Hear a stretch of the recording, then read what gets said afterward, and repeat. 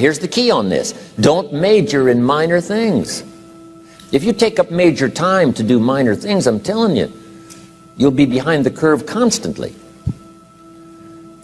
Here's what we learn in sales training. What's major time and what's minor time? Here's minor time, thinking about prospects. Here's minor time, making lists of prospects. Here's minor time, keeping books on prospects. Here's minor time, going to see the prospect. Here's minor time, evaluating the prospect after you've been there. That's all minor time. Here's major time, in the presence of the prospect. That's major time. And if you took a look, if you're in sales and you took a look at a week, you'd say, my gosh, I'm spending 90% of my time on the minor stuff and so little time on the major stuff in the presence of. How many hours in the presence of in my day? How many hours in the presence of during my sales week? Because the time that really counts is in the presence of the prospect. Majors and minors. Here's another key time management essential. Don't mistake movement for achievement. It's easy to get faked out by being busy. Guy comes home at night all exhausted, falls in the chair and says, oh, I've been going. Here's the big question. Doing what?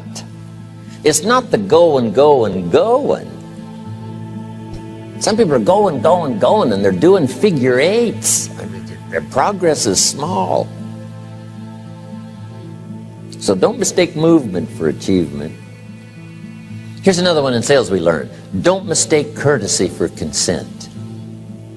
If somebody's pleasant and they nod, you say, oh, they're going to buy. No, they're courteous. You can't mistake courtesy for consent.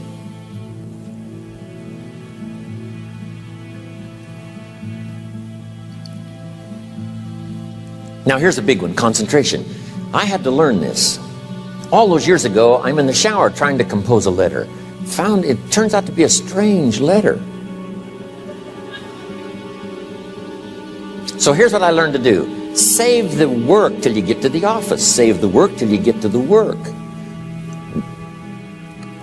Don't try to get to the office on the way to work. On the way to work, enjoy the way. In the shower, enjoy the shower. Then go to work when you get to work. I found this to be helpful. Concentration. Here's another big one. Learn to say no. I'm telling you, in such a social society we have now, it's so easy to try to be a nice person, saying yes to everything. Find yourself overloaded. Now you got to call and make the, well, gosh, you know, all the time it takes to back out of something that you said yes to too quickly. Here's what might be better. I don't think so, but if that changes, I'll call you. Little things you can use not to overcommit yourself. My friend Ron Reynolds says, don't let your mouth overload your back. It's a good one.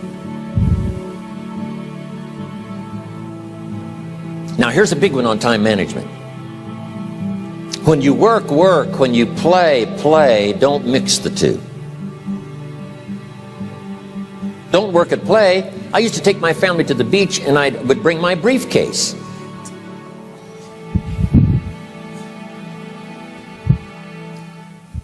I learned not to do that.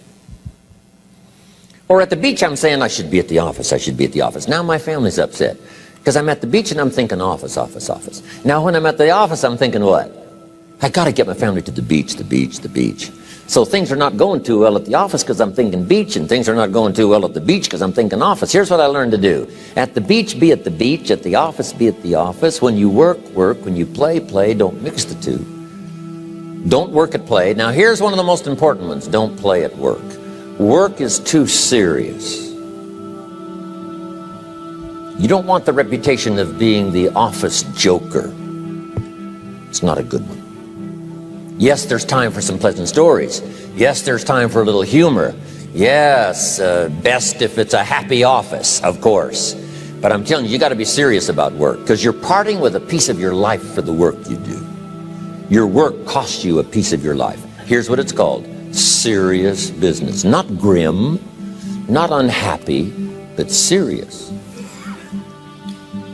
Key. Don't play at work. The old expression, I don't think we use it anymore, horse around at the office. Play around, play jokes, play tricks. No place, not at the workplace. At the beach, yes. At the bar, yes. Somewhere else, not work. You've got to treat work with all due conservative passion, because it's leading you to your future. Here's another key phrase: all work is good. You may not like your job, but if it's the stepping stones to get you to where you want to go, you got to appreciate your job. You don't have to have a passion for your job. Here's the ultimate passion: a passion for incredible success in every department of my life. That's the passion. But don't look down on some menial job you have to do to finally get you to where you want to go. No job is menial. No job is not, every job is noble. Training life for pay, making a contribution to society. Next, analyze how you are. And if you have some weaknesses, if you doesn't seem like you can change, here's the key: get it covered. I used to keep promising myself I'd keep the books, keep the books, keep the books. Finally, I gave that up.